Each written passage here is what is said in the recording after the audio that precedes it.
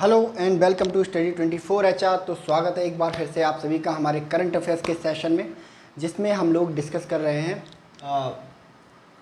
1 अगस्त से 10 अगस्त तक का करंट अफेयर्स आज हमें डिस्कस करना है ना। लास्ट सेशन में हम लोगों ने डिस्कस कर लिया था 23 जुलाई से 31 जुलाई तक का। तो आज जो बारी है हमारी 1 अगस्त से 10 अगस्त का, यानी कि पूरे 10 दिन का कर लेते हैं, 10 अगस्त तक का। ठीक है। और करंट अफेयर्स के लिहाज से सबसे इम्पोर्टेंट जो मंथ है ये, और बहुत सारे क्वेश्चन यहाँ से बनने वाले हैं क्योंकि अगस्त में बहुत सारे इंसिडेंट हुए हैं ना, बहुत सारे कूप हुए हैं, बहुत सारे स्पेस मिशन हुए हैं। तो उन सब को हम लोग डिस्कस करेंगे, इन डिटेल डिस्कस करेंगे। जहाँ डिटेलिंग की ज़रूरत होगी वहाँ डिटेल में डिस्कस करेंगे, और जहाँ वन लाइनर में डिस्कस करने की ज़रूरत होगी वहाँ वन लाइनर में डिस्कस करेंगे। तो चलिए शुरू करते हैं हम लोग। तो अभी एक कंट्री है, वहाँ पे हो गया कू। कू मतलब क्या होता है? तख्ता पलट। यानी तख्ता पलट क्या होता है? जब राजनीतिक पार्टियों को हटा के मिलिट्री जब पावर पे कब्जा कर लेती है तो उसी को बोला जाता है तख्ता पलट। तो अभी हाल ही में एक कंट्री में जो आर्मी है वहाँ की तख्ता पलट कर लिया। ये एक कंट्री है जो कि अफ्रीका में है, और जो कंट्री है वो पहले ब्रिटेन का स्लेव हुआ करता था, सॉरी फ्रांस का स्लेव हुआ करता था। जैसे हम लोग ब्रिटेन के स्लेव हुआ करते थे ना, ब्रिटेन है ना, आज़ादी मिली थी हमें 1947 में ब्रिटिशर से, है ना। वैसे ही ये जो कंट्री है वो फ्रांस का स्लेव हुआ करता था। अब 1965 के टाइम पे जब इंडिया जैसे कंट्री जो आज़ाद हो गए, तो इंडिया जैसे जो कंट्री जो आज़ाद हुए थे उस टाइम पे उन्होंने आवाज़ उठाना शुरू करा कि भाई जो कंट्री स्लेव हैं, है ना, अब उनको आज़ाद करो, टाइम आ गया है। अब 20वीं सदी में किसी को गुलाम बना के रखना ये कोई बहुत अच्छी सोच नहीं है, बहुत अच्छी मानसिकता नहीं है। तो फ्रांस के ऊपर दबाव आने लगा कि उस कंट्री को क्या किया जाए, आज़ाद किया जाए। और ये जो कंट्री था जो अपने ऑयल रिजर्व के लिए, तेल मिलता था बहुत ज़्यादा, गोल्ड रिजर्व के लिए, ठीक है, और कुछ मात्रा में डायमंड के लिए बड़ा फेमस था। ठीक है। अब जिस कंट्री के पास ये रिसोर्सेज हों, है ना, फ्रांस कभी चाहेगा कि आज़ाद हों, लेकिन प्रेशर बन रहा था ऊपर से कि भाई आज़ाद करो, आज़ाद करो, आज़ाद करो। तो फ्रांस ने एक तरीका निकाला।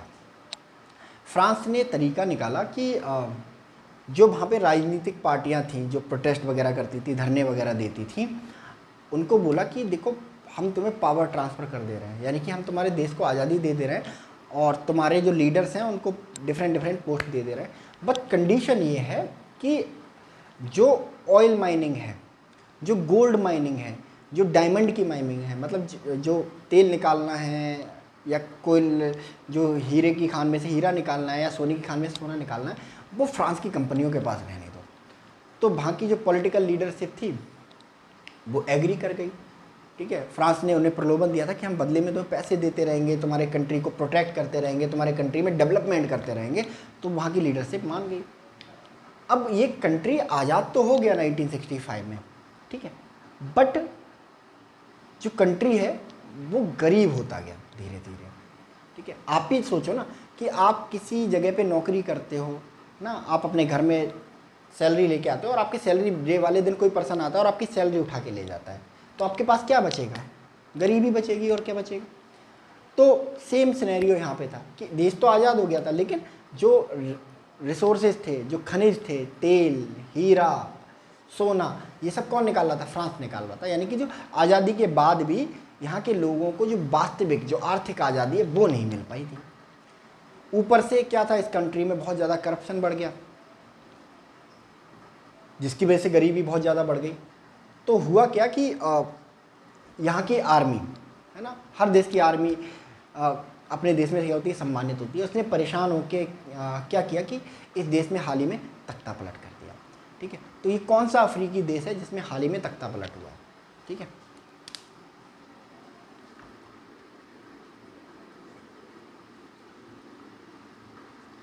हाल ही में किस अफ्रीकी देश में सेना ने तख्ता पलटकर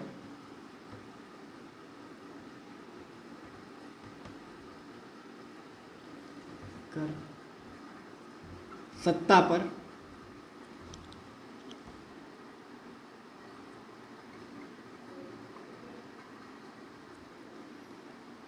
कब्जा कर लिया है। ठीक है, तो ये देश है नाइजर।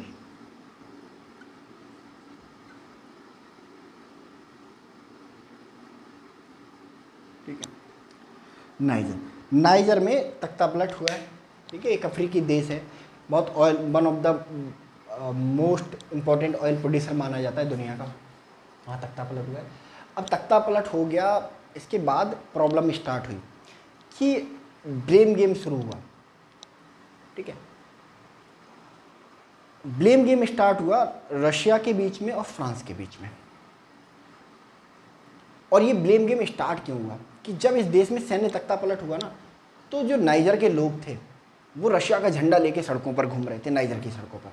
ठीक है, और व्लादिमीर पुतिन जिंदाबाद के नारे लगा रहे थे। ठीक है, तो फ्रांस ने आरोप लगाया कि भाई ये जो तख्ता पलट है ना, रशिया ने कराया है। ठीक है, तो बट ओबेस सी बात है कि जो आर्मी है वो डिक्टेटरशिप को पसंद करती है, और रशिया एक तरह की डिक्टेटरशिप ही है ना, तो रशिया को पसंद करते थे। और जो पॉलिटिकल लीडरशिप है वो करप्ट है, उसको पैसा चाहिए, है ना, वो फ्रांस को पसंद करती थी। तो फ्रांस ने आरोप लगाया कि भाई ये तख्ता पलट क्या करवाया, रशिया ने करवाया। देखो देखो जो नाइजर के लोग हैं झंडा लेकर क्यों घूम रहे हैं रशिया का। ठीक है, रशिया ने आरोप लगाया कि भाई तुम आज़ादी के बाद भी किसी देश का शोषण करे पड़े हो। ठीक है, ये जो तख्ता पलट हुआ है ना, वो तुम्हारे शोषण की वजह से हुआ है, हमारी वजह से नहीं हुआ है। ठीक है, तो बहुत सारा ब्लेम गेम चल रहा है। ठीक है, हाल ही में ये जो गबोन में जो नाइजर में जिन्होंने तख्ता पलट किया, वो मिलिट्री जनरल व्लादिमीर पुतिन से मिलने भी गए। ठीक है, तो ब्लेम गेम चल रहा है। बट हमारे काम की चीज़ ये है कि बस जिस देश में आपसे क्वेश्चन पूछा जाएगा हाल ही में किस अफ्रीकी देश में तख्ता पलट हुआ है, आपका जवाब क्या होगा, नाइजर होगा।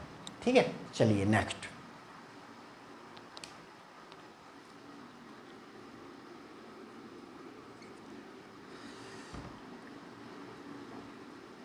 Credit rating. ये क्रेडिट रेटिंग क्या होती है? क्रेडिट रेटिंग किसी पर्सन की रिस्क रेटिंग होती है। ठीक है, इन शॉर्ट कोई पर्सन जो उधार लेना चाहता है, ठीक है, या उधार ले सकता है, उसके बारे में एक रिपोर्ट होती है कि कैसा पर्सन है। ठीक है, ये अच्छा उधारी लेने वाला पर्सन है या बेकार पर्सन है। अच्छा और बुरा क्या होता है, एक ऐसा पर्सन जो टाइम पे उधारी लेके उधारी वापस कर देता है, वो होता है एक अच्छा क्रेडिटर। ठीक है ना, अच्छा उधार करता। और एक ऐसा पर्सन जो टाइम पे उधार ले लेता है बट पैसा टाइम पे वापस नहीं करता है, तो क्या होता है, ऐसा पर्सन एक बुरा उधारी वाला इंसान होता है। ठीक है, और इन्हीं को डिनोट करती है क्रेडिट रेटिंग। ठीक है, अच्छा जो टाइम पे पैसा वापस करता है, ठीक है, उसको ये हाई रेटिंग देती है, रैंक 1 रैंक 2 या फिर ए प्लस ए प्लस प्लस, है ना। और जो उधारी लेके टाइम पे वापस नहीं करता है उसको ये बुरी रेटिंग देती है, जैसे 10 दे दी, 100 दे दी, डी दे दी, ई दे दी, ई माइनस दे दी, इस तरह से रेट करता है। ठीक है, तो इस रेटिंग के माध्यम से, ठीक है, ये जो लोन देने वाली कंपनियां हैं उनको आगाह किया जाता है, भाई देखो इस आदमी को लोन मत देना, ये पैसा वापस नहीं करता, या इस आदमी को लोन देना, ये पैसा लेके जरूर वापस करता है। ठीक है, तो ये क्रेडिट रेटिंग का काम करने वाली जो एजेंसियां हैं उनको क्रेडिट रेटिंग एजेंसीज कहते हैं। अब ये क्रेडिट रेटिंग एजेंसी बहुत सारे लोगों की बहुत सारी चीज़ों की रेटिंग करती हैं। ये लोगों की रेटिंग करती हैं, जैसे हमारे यहाँ सिविल है ना, क्रेडिट कार्ड बनवाने जाते हैं ना, तो आपसे बोला जाता है ना सिविल चेक करवा लो, सिविल चेक करवा लो, सिविल चेक करवा लो, है ना। तो वो लोगों का, इंडिविजुअल्स का क्रेडिट रेटिंग करती है। कुछ क्रेडिट रेटिंग एजेंसीज बैंकों का क्रेडिट रेटिंग करती हैं, और कुछ क्रेडिट रेटिंग एजेंसीज देशों का, पूरे के पूरे कंट्री का क्रेडिट रेटिंग करेंगी कि भाई ये कंट्री अच्छा है, टाइम पे लोन लेके टाइम पे वापस करता है, इसलिए इस कंट्री को लोन दे दो, कोई प्रॉब्लम नहीं है, सेफ है लोन आपका। कोई कंट्री अगर टाइम पे लोन लेके वापस नहीं करता है, उसकी खराब रेटिंग करती है कि भाई देखो इसको लोन देने से पहले सोच लेना, वापस नहीं करता है पैसे। ठीक है, तो ये काम होता है क्रेडिट रेटिंग एजेंसियों का। तो अभी हाल ही में एक अमेरिकन क्रेडिट रेटिंग एजेंसी है फिच, ठीक है, उसने अमेरिका की जो क्रेडिट रेटिंग है उसको गिरा दिया, यानी कि अच्छे से बुरे में कर दिया, डाउनग्रेड कर दिया, 1 से 2 कर दिया। ठीक है, जिसकी बहुत ज़्यादा डिबेट हो रही है कि अमेरिका क्या अब सेफ नहीं रहा, है ना, क्रेडिट रेटिंग के लिहाज से। तो अभी हाल ही में जो फिच है उसने अमेरिका की जो क्रेडिट रेटिंग है, ठीक है, क्या से क्या कर दिया, यानी कि पहले क्या थी और अब क्या कर दी है, ठीक है। चलो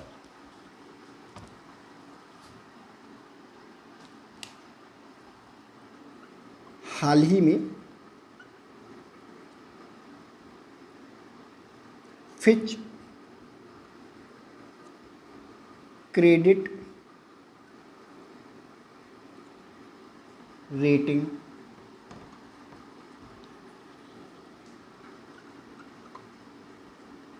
Fitch credit rating agency America की रेटिंग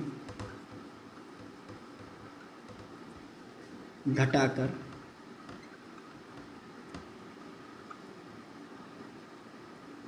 कितनी कर दी है?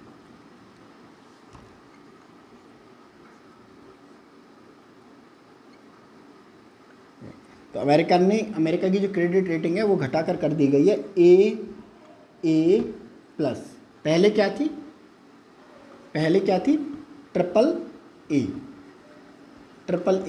यानी कि ट्रिपल ए से घटाकर ए प्लस कर दी गई है, ठीक है, जिसकी वजह से अमेरिका ने बहुत ज़्यादा क्रिटिसाइज़ किया इस क्रेडिट रेटिंग एजेंसी को, है ना। बट क्रेडिट रेटिंग एजेंसी ने कहा है कि भाई अमेरिका के ऊपर जो है कर्जा जो है बढ़ता जा रहा है, ठीक है। अमेरिका ने अपना बहुत सारा पैसा कहाँ झोंक दिया, पहले अफ़गानिस्तान में झोंका, ठीक है, अफ़गानिस्तान से निकल के आए, ठीक है, पैसा बचेगा, ठीक है। अब उसी पैसे को उन्होंने कहाँ झोंकना शुरू कर दिया, यूक्रेन में झोंकना शुरू कर दिया, ठीक है।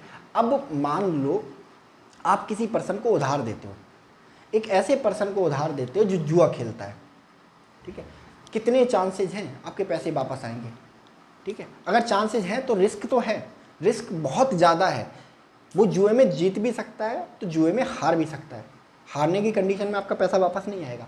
सेम केस अमेरिका का है, ठीक है, यूक्रेन में पैसा लगा रहा है, ठीक है, लोगों से लेके पैसा यूक्रेन में लगा रहा है, क्या वो पैसा वापस आने की संभावना है? कोई संभावना नहीं है यहाँ पे, कभी पैसा वो वापस लौट के नहीं आएगा, वो अमेरिका के ऊपर बोझ बढ़ता जा रहा है। तो इसी वजह से फिच ने, जो क्रेडिट रेटिंग एजेंसी है अमेरिका की, है ना, उसने अमेरिका की ही क्रेडिट रेटिंग को घटाकर डबल ए से क्या कर दिया, ट्रिपल ए से डबल ए प्लस कर दिया। याद रखेंगे इस चीज़ को, है ना। पूछ सकता है कि हाल ही में फिच क्रेडिट रेटिंग एजेंसी ने अमेरिका की क्रेडिट रेटिंग को घटाकर क्या कर दिया है, ठीक है, ए प्लस कर दिया है, या किससे घटाकर क्या कर दिया, तो ए प्लस ट्रिपल ए से घटाकर डबल ए प्लस कर दिया है, ठीक है, याद रखेंगे इस चीज़ को।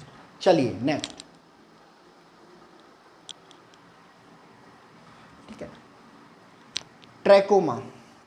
ट्रैकोमा के बारे में आपने नहीं सुना होगा शायद। तो ट्रैकोमा एक बीमारी है, ठीक है, जो पाई जाती है नॉर्दर्न अफ्रीका में, जो सहारा डेजर्ट वगैरह है वहाँ पे पाई जाती है, इसके अलावा इराक, ईरान वगैरह में पाई जाती है। और अगर इंडिया के पर्सपेक्टिव से देखें, यूरोप के पर्सपेक्टिव से देखें, अमेरिका के पर्सपेक्टिव से देखें, तो ये कोई ख़ास बीमारी नहीं है, क्योंकि हमारी जो मेडिकल टेक्नोलॉजी है वो बहुत चीप और बहुत एडवांस है ना, बहुत सस्ती दरों पर मिलती है और बहुत ज़्यादा एडवांस है। तो उस वजह से ट्रैकोमा का इलाज इंडिया जैसे कंट्रीज में पॉसिबल है। बट जो नॉर्थ अमेरिका के कंट्री हैं, इराक, ईरान, सीरिया जैसे कंट्री हो गए, यहाँ पे ये जो बीमारी है ना बहुत ज़्यादा खतरनाक मानी जाती है। क्यों?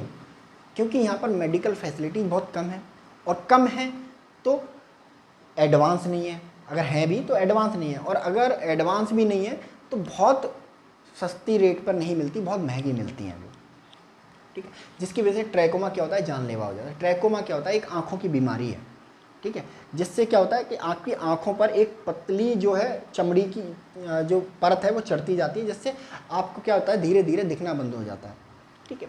तो इंडिया में तो ऑपरेशन की मदद से ठीक हो जाता है, बट इन देशों के लोग इस इलाज को अफोर्ड नहीं करवा पाते। तो एक बड़ा चिंता का विषय माना जाता है ट्रैकोमा इन कंट्रीज में।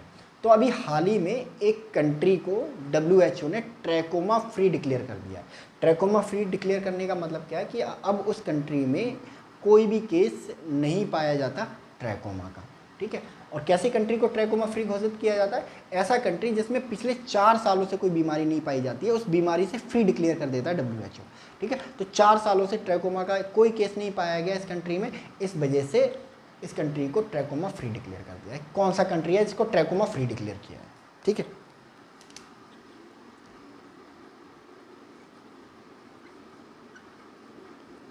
हाल ही में किस देश को WHO द्वारा ट्रैकोमा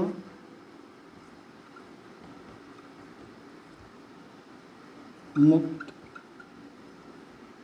घोषित कर दिया? ट्रैकोमा मुक्त घोषित कर दिया गया है, तो ये देश है ईरान। ईरान को हाल ही में ट्रैकोमा मुक्त डिक्लेयर कर दिया गया है। ठीक है, ट्रैकोमा मुक्त देश ईरान। ठीक है, चलिए इसको नोट कर लीजिए आप लोग।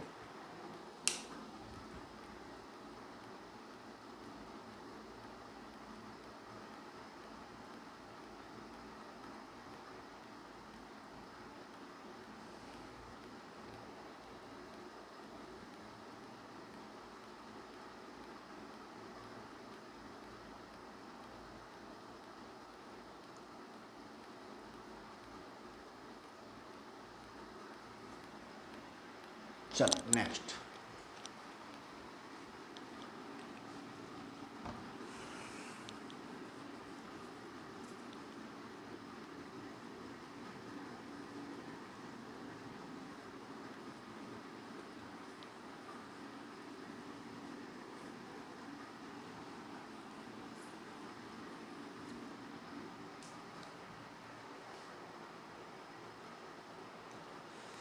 चलो नेक्स्ट है हमारा आयुष वीजा।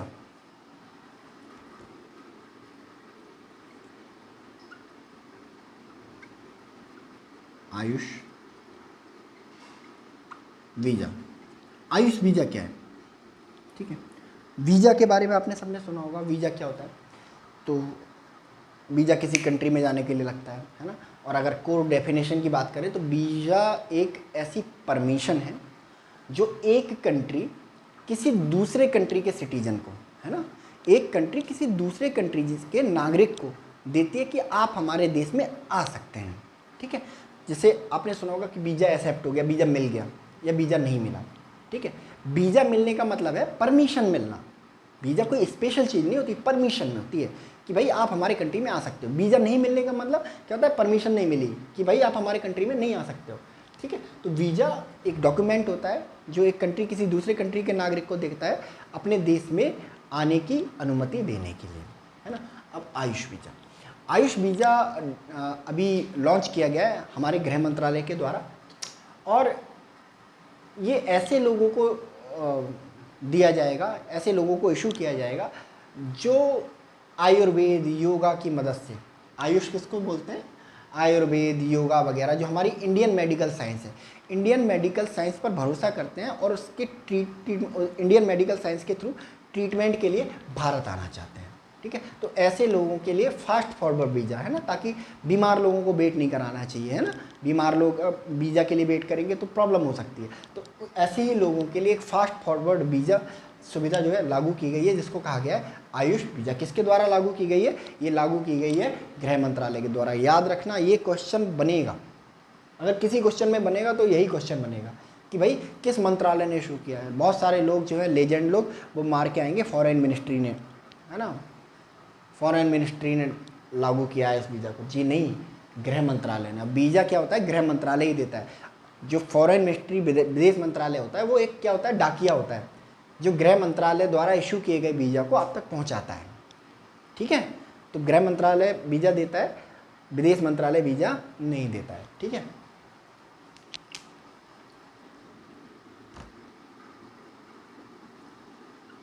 यह वीज़ा सुविधा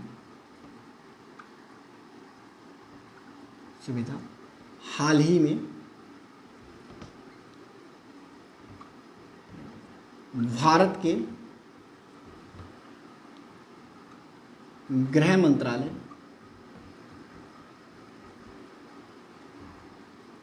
द्वारा ऐसे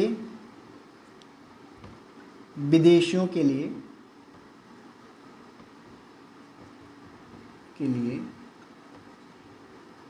शुरू की गई है, ऐसे विदेशियों के लिए शुरू की गई है जो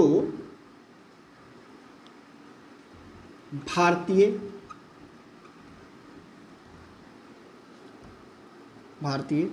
चिकित्सा पद्धति,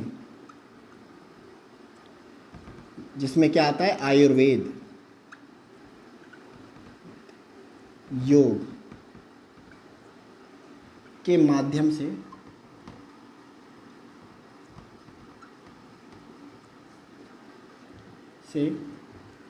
इलाज हेतु भारत आना चाहते हैं।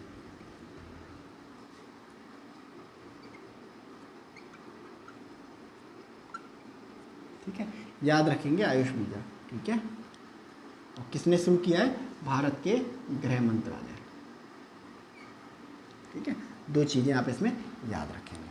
चलिए नेक्स्ट,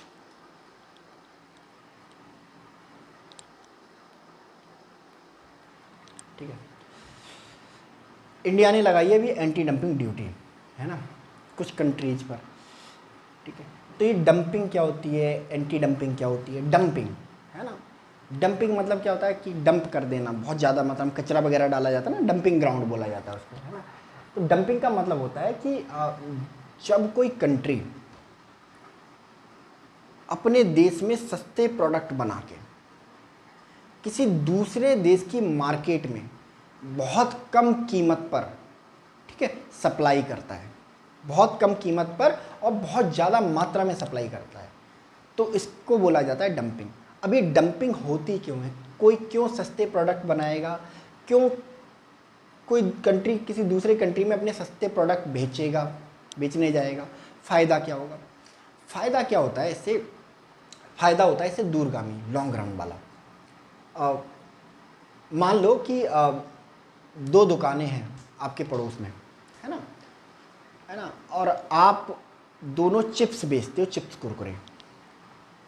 ठीक है, अब पहले आधे कस्टमर आपकी दुकान पे जाते थे, आधे कस्टमर मेरी दुकान पे आते थे, है ना। अब मैंने स्कीम लगाई, मैंने क्या किया कि प्राइस अपने कम कर दिए। मान लो 10 रुपए का बेचते थे दोनों, तो बराबर बराबर कस्टमर आते थे, आधे आपके यहाँ जाते थे, आधे आप मेरे यहाँ जाते थे। एंड अब मैंने क्या करा, जो प्राइस था वो 10 रुपए से घटाकर 7 रुपए कर दिया।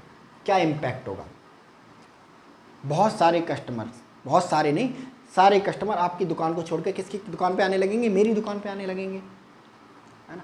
अब जब मेरी दुकान पे आने लगेंगे और आपकी दुकान पर जब नहीं आएंगे, तो आपकी दुकान किस में जाने लगेगी, घाटे में जाने लगेगी। आप परेशान हो जाओगे और अपनी दुकान को बंद कर दोगे। ठीक है, अब आपकी दुकान बंद हो गई, अब मोहल्ले में रह गई सिर्फ मेरी दुकान। ठीक है, अब मैं घाटा सह रहा था बहुत दिनों से 3 रुपए का, अब मैं अपने प्रोडक्ट को 10 रुपए में, मैं 7 रुपए में नहीं 15 रुपए में बेचूंगा सीधे, 10 का भी नहीं बेचूंगा, 15 का भी। ठीक है, और लोग मेरे पास लेने आएंगे। क्यों, क्योंकि अब लोगों के पास कोई ऑप्शन नहीं है, क्योंकि आपकी दुकान बंद करवा चुका मैं। ठीक है, तो यही करती है कंट्रीज। ठीक है, पहले सस्ते माल बेचो, थोड़ा घाटा सा हो, जब दूसरे देश की कंपनियां बंद हो जाएं वही प्रोडक्ट बनाने वाली, तो अपनी प्रोडक्ट का क्या है, प्राइस बढ़ा दो। ये होती है डंपिंग, और ये डंपिंग का उद्देश्य। ठीक है, तो जिस कंट्री में डंपिंग की जाती है, जब वो इस बात को समझ जाता है कि हमारे कंट्री में डंपिंग हो रही है, तो वो क्या करता है, एंटी डंपिंग मेजर्स लेता है। और एंटी डंपिंग मेजर्स कैसे लेता है, डंपिंग के थ्रू क्या होता है, सस्ते प्रोडक्ट आते हैं ना। अगर हम सस्ते प्रोडक्ट को महंगा बना देंगे, ठीक है, तो प्रॉब्लम ही खत्म हो जाएगी। और सस्ते प्रोडक्ट को महंगा कैसे बनाया जाएगा, हम जब वो प्रोडक्ट हमारी कंट्री में आएंगे तो हम बहुत सारा टैक्स उनसे वसूल लेंगे। ठीक है, तो जो 7 रुपए का जो प्रोडक्ट था ना, ऑटोमेटिकली 10 रुपए का हो जाएगा, हमारे जो प्रोडक्ट है उनके बराबर कीमत का हो जाएगा, अब बेचो बराबर। ठीक है, तो यही एंटी डंपिंग ड्यूटी होती है। तो अभी हाल ही में भारत ने चाइना और इंडोनेशिया के जो प्रोडक्ट हैं, है ना, एक प्रोडक्ट है उस पर एंटी डंपिंग ड्यूटी लगा दी। ठीक है, किस प्रोडक्ट पर ड्यूटी एंटी डंपिंग ड्यूटी लगाई है? ठीक है, हाल ही में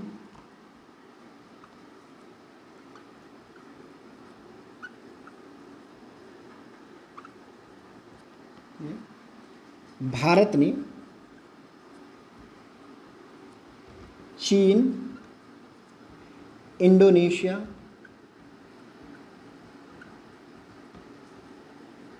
और दक्षिण कोरिया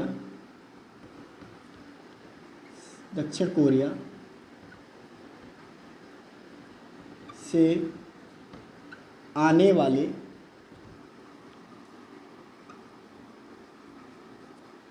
किस उत्पाद पर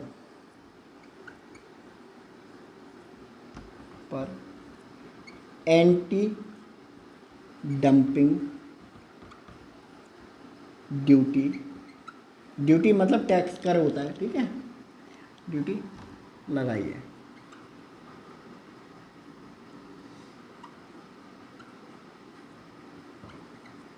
ठीक है, तो किस प्रोडक्ट पर लगाई है बच्चों? ये लगाई है ऑप्टिकल फाइबर पे।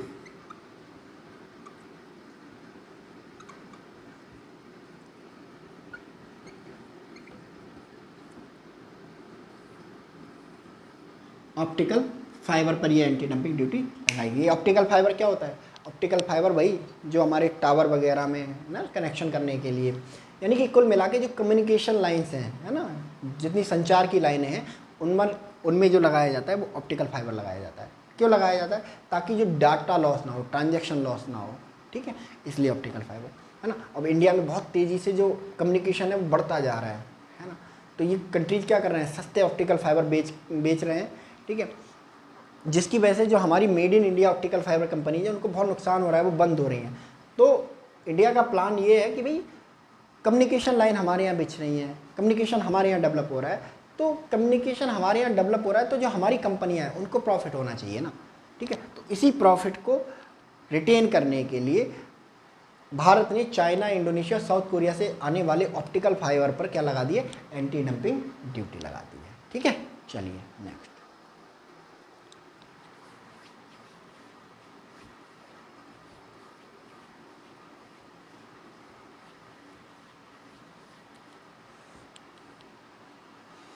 नेक्स्ट है हमारा वर्ल्ड कॉफ़ी कॉन्फ्रेंस। ठीक है, वर्ल्ड कॉफ़ी कॉन्फ्रेंस क्या है? दुनिया के जितने कॉफ़ी उत्पादक देश हैं, ठीक है, उनकी एक मीटिंग है ये वर्ल्ड कॉफ़ी कॉन्फ्रेंस। ठीक है, वो लोग मिलते हैं साल में एक बार, और ये समिट हर साल किसी ना किसी एक कॉफ़ी उत्पादन करने वाले देश में होता है, जहाँ सारे लोग अपनी आते हैं और अपनी कॉफ़ी को क्या करते हैं? प्रमोट करते हैं, है ना। जिस देश में इसका आयोजन होता है उस देश के जो कॉफ़ी उत्पाद हैं उनको प्रायोरिटी से दिखाया जाता है कि भाई देखो हमारे ये कॉफ़ी उत्पाद हैं, इतने सस्ते हैं, आप खरीद सकते हैं। तो जो हमारी 5वीं वर्ल्ड कॉफ़ी कॉन्फ्रेंस है उसका आयोजन कहाँ पर होने वाला है? ठीक है,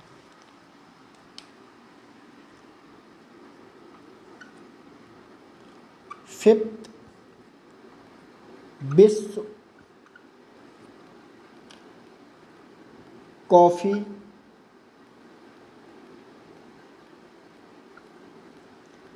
कॉन्फ्रेंस का आयोजन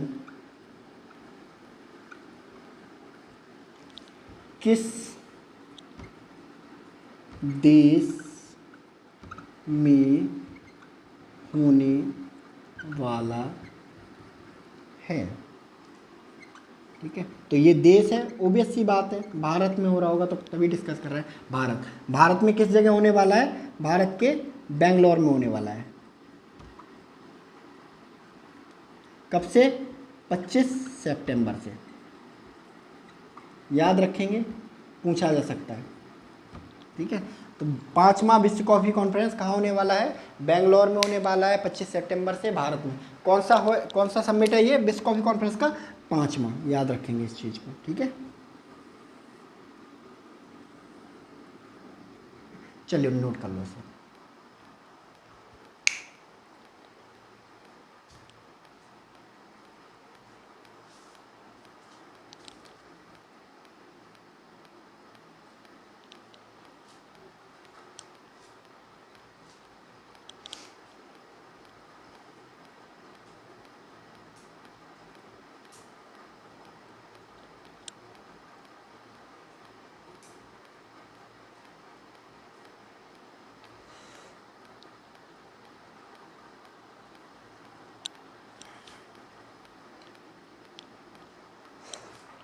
चलिए सॉरी।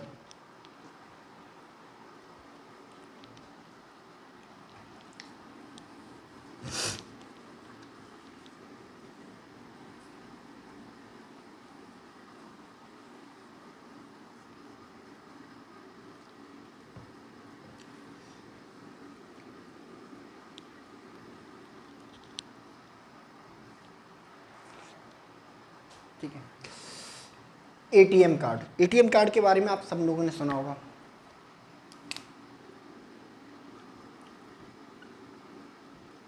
एटीएम,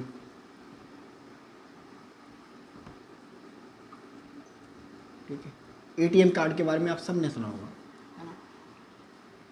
इसको हम लोग क्या कहते हैं, दो तरह का होता है, डेबिट कार्ड, डेबिट कार्ड, ठीक है, और एक और होता है क्रेडिट कार्ड, है ना। मोस्टली डेबिट कार्ड को ही हम लोग क्या कहते हैं, क्रेडिट कार्ड कहते हैं, सॉरी एटीएम कहते हैं।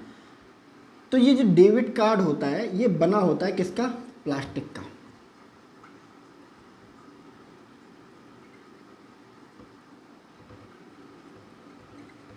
प्लास्टिक से बना होता है। अब इस डेबिट कार्ड की प्रॉब्लम क्या है, ठीक है, सबसे बड़ी प्रॉब्लम इसकी वन ऑफ द बड़ी प्रॉब्लम ये है कि भाई प्लास्टिक से बना होता है, और प्लास्टिक कितना हानिकारक है हमारे इन्वायरमेंट के लिए, हमारे स्वास्थ्य के लिए, हमारी पृथ्वी के लिए, सबसे पहली बात। दूसरा, इस डेबिट कार्ड की एक कमी होती है कि इसकी एक एक्सपायरी डेट होती है। आप देखोगे डेबिट कार्ड के आगे सामने लिखा रहता है कि भाई एक्सपायर वैलिड थ्रू 7/23, ऐसे फलाना ढिमकाना लिखा रहता है कि इतनी तारीख को इस महीने में एक्सपायर हो जाएगा ये। अब प्रॉब्लम क्या होती है कि भाई डेबिट कार्ड के साथ में एक्सपायर हो जाएगा, एक्सपायर के बाद ये डेबिट कार्ड क्या होता है, यूजलेस हो जाता है, लोग इसको फेंक देते हैं। जब फेंक देते हैं तो ये हमारी अर्थ में कहीं ना कहीं फ्लोट करता रहता है, ज़मीन में, पानी में। पानी में जाएगा तो पानी को क्या बनाएगा, पॉइजनस बनाएगा। ज़मीन में जाएगा तो ज़मीन को पॉइजनस बनाएगा। और सबसे बुरी बात ये है कि भाई ये कभी बायोडिग्रेड नहीं होता, यानी ख़त्म नहीं होता है। ये अगर आप 500 साल बाद भी देखोगे, अगर गाड़ दोगे किसी डेबिट कार्ड को, वैसे ही निकलेगा, ठीक है, ख़त्म नहीं होता कभी भी, अपनी ओरिजिनल फॉर्म में रहता है। तो हमारी इन्वायरमेंट के लिए बड़ा हानिकारक होता है। या तो ये टर्म एंड कंडीशन होती कि भाई कभी एक्सपायर नहीं होगा, है ना, एक्सपायर हो जाता है उसके बाद बेकार हो जाता है। उसके तो पहले से बनने से लेके अपने एक्सपायरी डेट तक ये पर्यावरण के लिए नुकसानदायक होता है। तो अभी हाल ही में इस चीज़ को ध्यान में रखते हुए, ठीक है, इंडिया के एक बैंक ने, एक्चुअली पेमेंट बैंक है, उसने लॉन्च किया है भारत का पहला इन्वायरमेंटल फ्रेंडली डेबिट कार्ड, ठीक है। कौन सा बैंक है जिसने हाल ही में भारत का पहला इन्वायरमेंटल फ्रेंडली डेबिट कार्ड जारी किया है?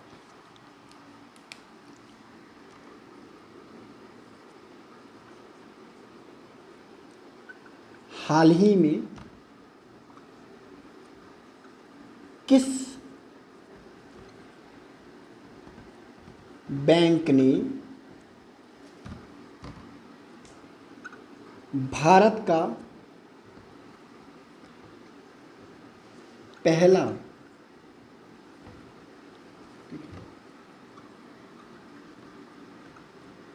पर्यावरण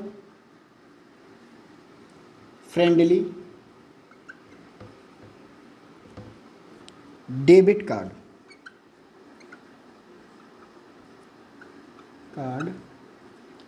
जारी किया है? कौन सा बैंक है ये बैंक है Airtel payment bank. Airtel payment bank ने भारत का पहला पर्यावरण friendly, eco friendly debit card जारी किया है। पूछा जाएगा मोस्ट प्रोबेबली, बैंक के एग्जाम में तो पक्का है, ठीक है। और एयरटेल पेमेंट बैंक के बारे में आप जान लो, एयरटेल पेमेंट बैंक है भारत का पहला पेमेंट बैंक, भारत का पहला पेमेंट बैंक है ये पेमेंट बैंक क्या होते हैं ये हम लोग समझेंगे जब हम लोग इकोनॉमी पढ़ेंगे तब। कि भाई पेमेंट बैंक जो होते हैं वो एक्चुअली होते क्या हैं। ठीक है, चलो इसको नोट कर लो।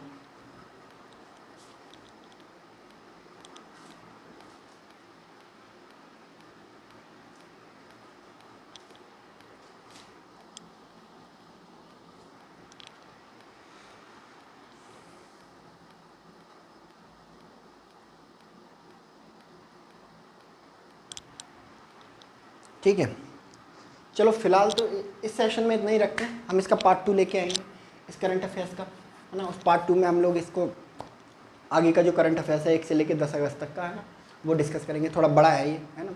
मैंने क्या बोला था, जो अगस्त है ना वो बहुत ज़्यादा बिजी मंथ रहता है। ठीक है, इसमें बहुत ज़्यादा करंट अफेयर्स प्रोड्यूस होता है। ठीक है, तो बाकी का हम लोग नेक्स्ट सेशन में डिस्कस करेंगे। तब तक के लिए आप लोग अपना ध्यान रखिए। Thank you so much.